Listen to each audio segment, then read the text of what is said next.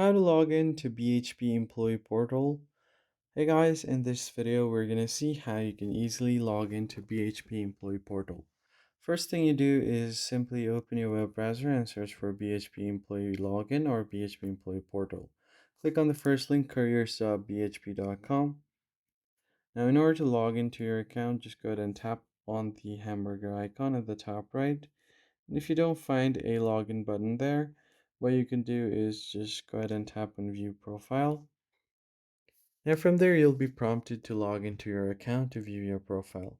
So first thing you do is enter your email address, and then you can just enter your password.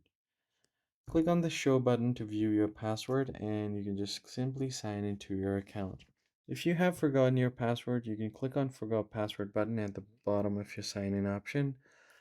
Just go ahead and provide your email address and click on Submit. They'll send you a verification link, a reset link on your email. You can just click on it and reset your password, set up a new one, and use the new password to log into your account. That's basically it, guys. I hope this tutorial was helpful, and I'll catch you guys in the next video.